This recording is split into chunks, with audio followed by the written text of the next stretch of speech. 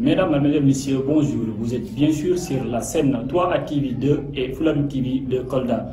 Nous avons aujourd'hui le plaisir de recevoir Maître Elhadji Yero Gano, diplômé en droit, par ailleurs étudiant à l'Université virtuelle du Sénégal, rattaché à l'UNO de Kolda. C'est tout un plaisir de vous recevoir sur notre plateau. Maître, la révision constitutionnelle du Sénégal, autrement dit l'article 27 de la Constitution de 1960 en nos jours, qu'est-ce que cela vous dit? Essayez de faire un retour sur cet article. Voilà, merci M. Savali.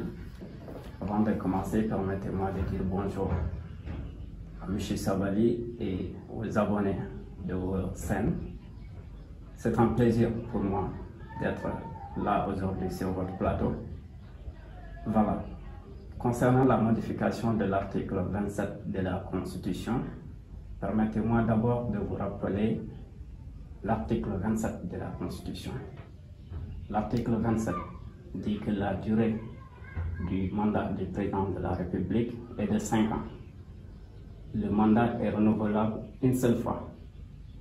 Cette disposition ne peut être révisée que par une loi constitutionnelle ou bien référendaire.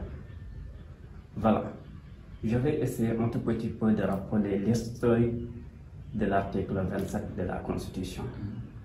Depuis 1960 jusqu'à nos jours, le Sénégal a eu à définir à 5 reprises l'article 27. Voilà, à commencer par notre président poète, Léopold Sédar Senghor. Durant son règne, l'article 27 de la Constitution, c'est-à-dire la durée du mandat du président de la République, est stable. Mais en 1980, il va tirer sa révérence, brutalement d'ailleurs. Il va rappeler Abdou Diouf à l'époque. Voilà, c'est Abdou Diouf qui va occuper la fonction du président de la République par intérim. En 1983, Abdou Diouf sera élu au suffrage universel. De 1983 à 1988, il va exercer un mandat de 5 ans. De 1988 à 1993, il sera réélu pour un autre mandat de 5 ans. Mais c'est en 1993 que va commencer en quelque sorte ce que je vais appeler la valse constitutionnelle. C'est là-bas où l'article 27, on a commencé à la modifier. Vous voyez, Abdou Diouf va effectuer une réforme constitutionnelle sur l'article 27. Il va passer de 5 ans à 7 ans, c'est-à-dire en 1983. Il va être réélu pour un certain an. C'est-à-dire en 1983, il passe de 5 ans à 7 ans. À 7 ans, c'est-à-dire c'est là-bas où on note notre première modification de l'article 27. Vous voyez, de 1983 à 2000, il va être battu par un leader du nom d'Abdoulaye Wade. Abdoulaye Wade va arriver au pouvoir. Dès son arrivée au pouvoir, il va réviser encore l'article 27 de la Constitution. Il va passer de 7 ans à 5 ans en 2000. Mais mieux encore, il va ajouter une réforme inédite parce qu'il va ajouter dans la Constitution nul ne peut exercer plus de 2 mandats consécutifs. Voilà. Donc, après avoir réduit le mandat de 7 à 5 ans, il ajoute nul ne peut exercer plus de 2 mandats consécutifs. De 2000 à 2007, il va être réélu dès le premier. Vous voyez, 2007, en 2008, il va rétropédaler les juges. C'est en 2008 qu'il va encore lancer une réforme constitutionnelle par le Parlement. Une réforme. Vous voyez, il va modifier en quelque sorte de nouveau l'article 27. Le Sénégal va revenir sur les 5 ans. Sur les 5 ans. Et cela a permis de dire, Macky Sall avait dit que, je le cite, j'entends me conformer à la décision du Conseil constitutionnel. Donc il a effectué un mandat de 7 ans. Ce qui a conduit aux Sénégalais d'attendre jusqu'en 2019 pour aller aux élections présidentielles. Exactement. En 2019, il est réélu. Il est réélu pour un mandat de 5 ans.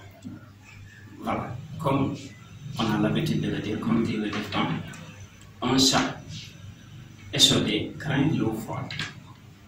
Les cicatrices de Wade poursuivent les Sénégalais.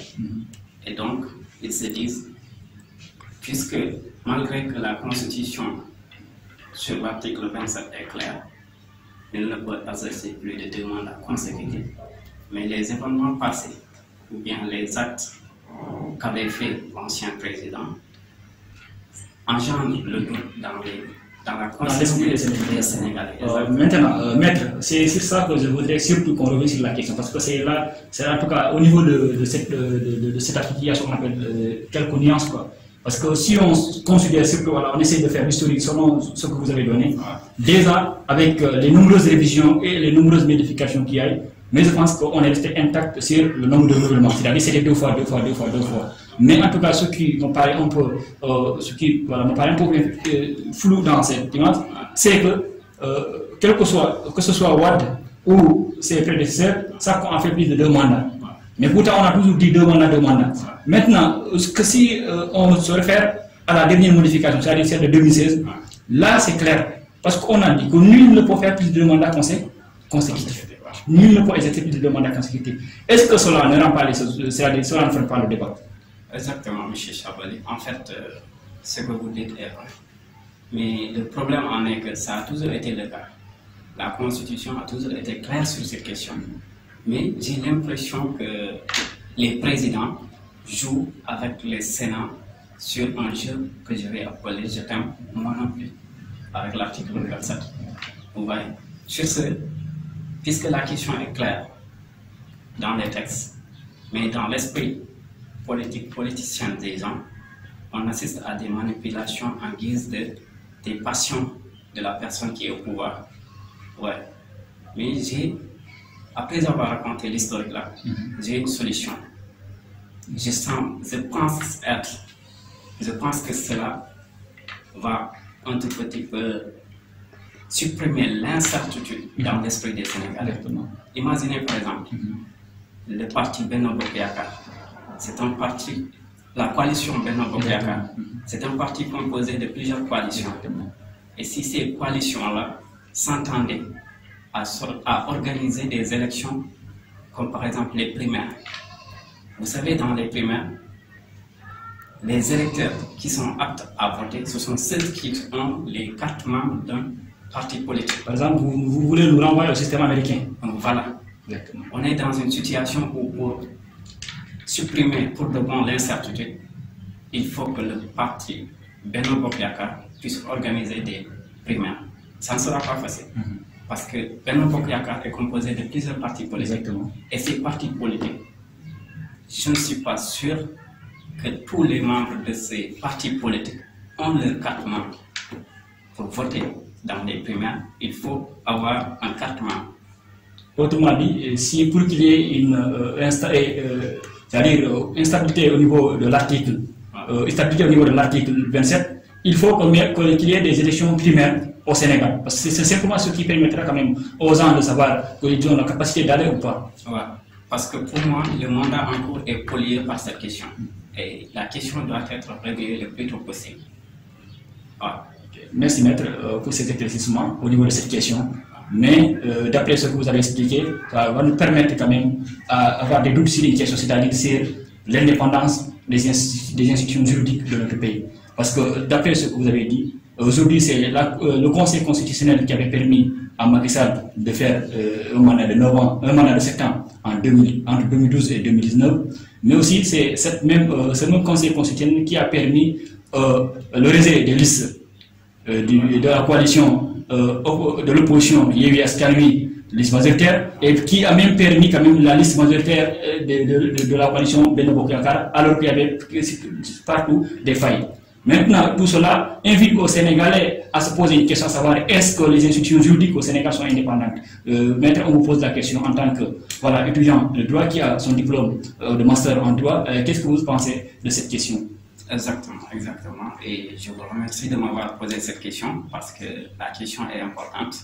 Sur ce, je ne vais pas être catégorique là-dessus. Je vais analyser ma réflexion sous deux angles.